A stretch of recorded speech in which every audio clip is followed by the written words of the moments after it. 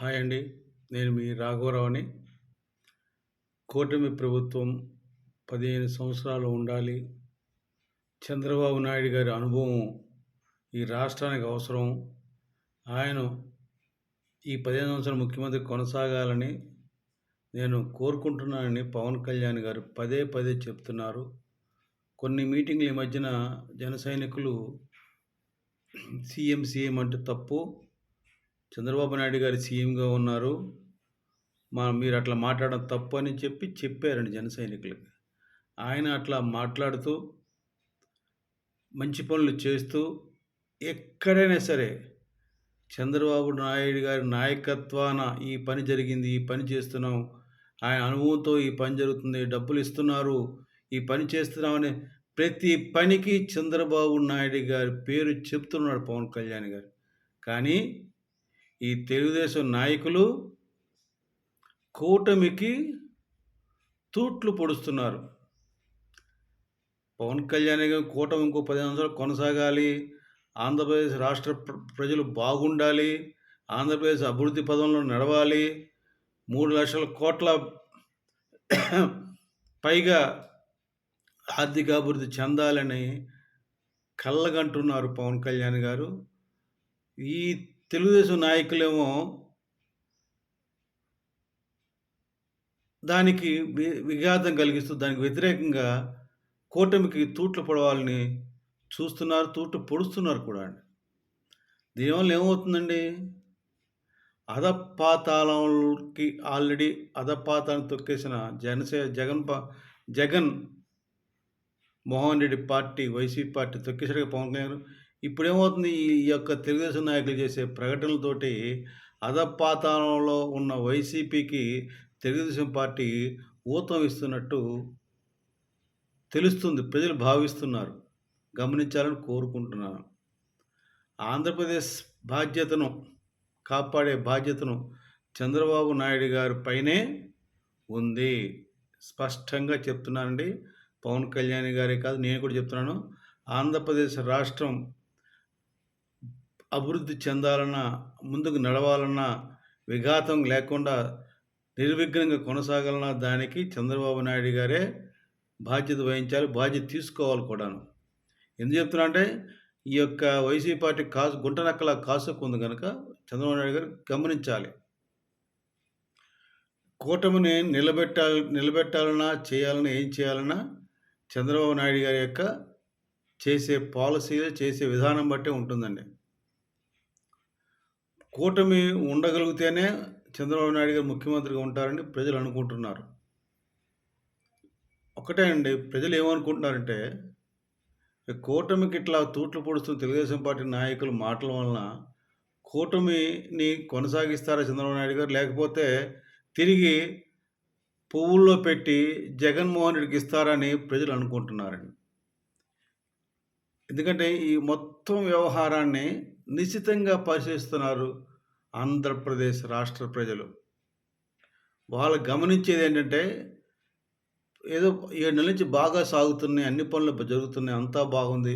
ఈ సవ్యంగా ఉన్న సమయంలో ఈ యొక్క విఘాతం కలిగించే మాటలు ఎందుకు వస్తున్నాయి అని ప్రజలు అనుకుంటున్నారు.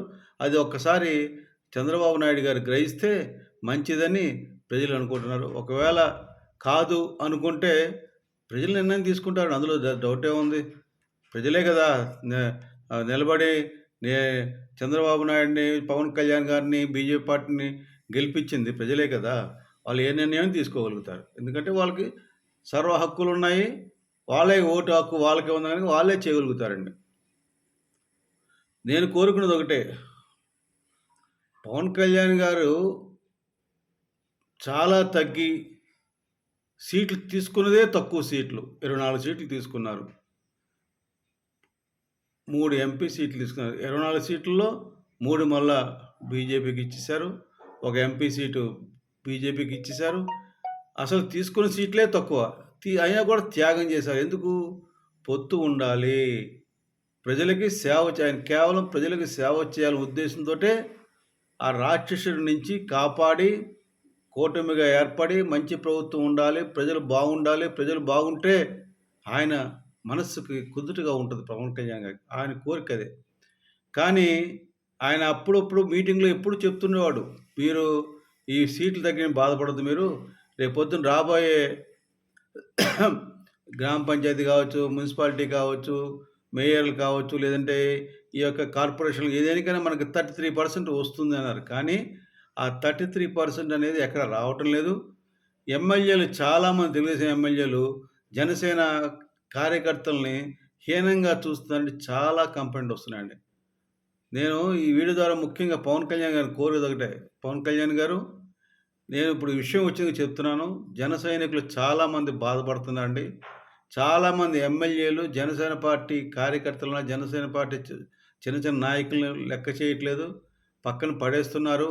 వాళ్ళ గురించి ఏమాత్రం నేను ఆల్రెడీ ఇంతకుముందు వీడియోలో కూడా చెప్పాను ఈ విషయం. మళ్ళా చెప్తున్నాను.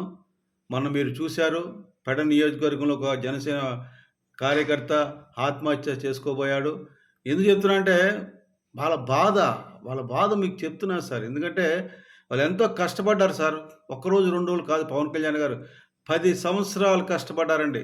కష్టపడి ఈ రోజున మనకేం మీరన్నట్టు మనకు పెద్ద పెద్ద కొండలు మన నెత్తి మీద పెట్టాల్సిన పని లేదండి. కాకపోతే ఏంటంటే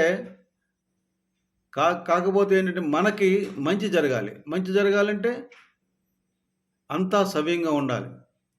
మేము జనసేన పార్టీ అభిమానులుగా, జనసేన పార్టీ పవన్ కళ్యాణ్ గారి అభిమానులుగా మేము ఆయనని మేము పాటిస్తున్నాము. కానీ మీరు ఏం చేస్తున్నారు? తెలుగుదేశం నాయకులు డిప్యూటీ సీఎం ఇచ్చుకోండి, మాకు అభ్యంతరం లేదు.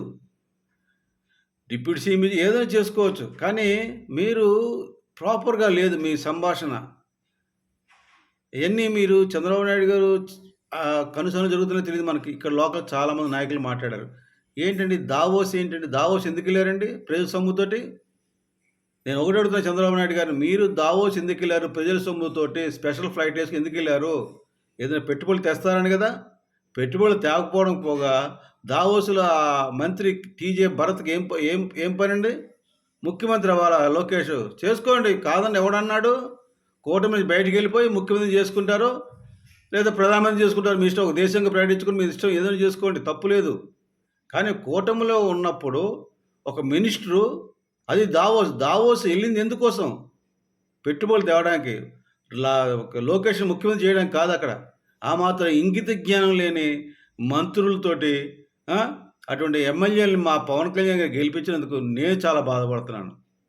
ఇంత నీచాతి నీచంగా మాట్లాడే ఎమ్మెల్యేలు, మంత్రులు తెలుగుదేశం పార్టీ ఉన్నందుకు చాలా చింతిస్తున్నాను. ఆ ఏబీని ఆంధ్రకృష్ణ గారు ప్రతిరోజు ఏదో రకంగా జనసేన పార్టీ నాయకులు కించపరచాలని, వాళ్ళు అది చేస్తామని మాట్లాడుతున్నారు. చేసేదంతా మీ తెలుగుదేశం పార్టీ ఎమ్మెల్యేలే. టీవీ5 మూర్తి క్లియర్‌గా చెప్పాడు.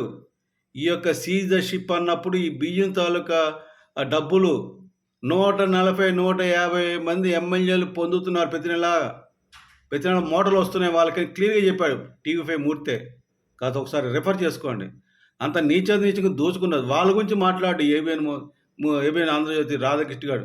కేవలం జనసేన పార్టీ నాయకులే. అంటే జనసేన పార్టీ నాయకుల్ని, ముఖ్య కార్యకర్తల్ని, ముఖ్యంగా బాగా ఇప్పుడు పైకి వస్తూ కష్టపడుతున్న నాయకుల్ని, 10 సంవత్సరాల నుంచి ఏ పదవి ఆశించుకుంటున్న నాయకుల్ని తప్పుగా పట్టి వాళ్ళని కించపరిచి జనసేన పార్టీని కిందకి తీసుకురావాలని తాపత్రయపడుతున్న ఏబిఎన్ రాధాకృష్ణ జాగ్రత్త.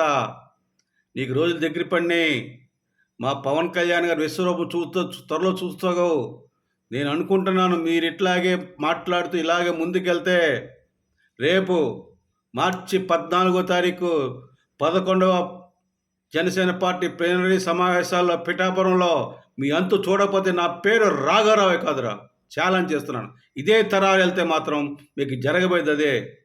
కానీ పవన్ కళ్యాణ్ గారు ఎంత ప్రశాంతంగా 15 సంవత్సరాలు అన్నప్పుడు ఆ మాటకు కట్టుబడి ఉన్నారో, మా జనసేన కార్యకర్త ఆత్మహత్య చేసుకునేదాకా, హత్యలు చేసేదాకా మీరు తీసుకొస్తున్నారంటే మీరు ఎంత దిగజారిపోతున్నారు. తెలుగుదేశం నాయకులు, తెలుగుదేశం పార్టీ వాళ్ళు తెలుసుకోవాలని గ్రహిస్తూ ప్రజలు గమనిస్తున్నారు నిశ్చితంగా చెబుతూ, పవన్ కళ్యాణ్ గారు మీరు ఒక్కసారి ఈ యొక్క ఏ విధంగా నడుస్తుందో ఒక్కసారి తెలుగుదేశం పార్టీ ఏ విధంగా మీరన్న 1/3 పోస్టులు ఇవ్వట్లేదో అవన్నీ శ్రద్ధ పెట్టాలని నేను కోరుకుంటున్నాను, వేడుకుంటున్నాను. కూటమి నాకు కూడా ఉండాలని. ఎందుకంటే ప్రజలు బాగుండాలంటే కూటమి ఉంటే బాగుంటారు. ఆ రాక్షసులు వస్తే ఏమి మాత్రం అవకాశం లేదు. కనుక కూటమి కొనసాగాలని కోరుకుంటూ పవన్ కళ్యాణ్ గారిని కార్యకర్తల మీద, వాళ్ళ జరుగుతున్న అన్యాయం మీద ఈ యొక్క తెలుగుదేశం పార్టీ చంద్రబాబు నాయుడు గారు కంట్రోల్ చేయకపోతే మీరు సీరియస్‌గా రేపు ప్లీనరీ సమావేశాల్లో మాట్లాడాలని కోరుకుంటూ, వేడుకుంటూ సెలవు తీసుకున్నాను. జై జనసేన, జై హింద్.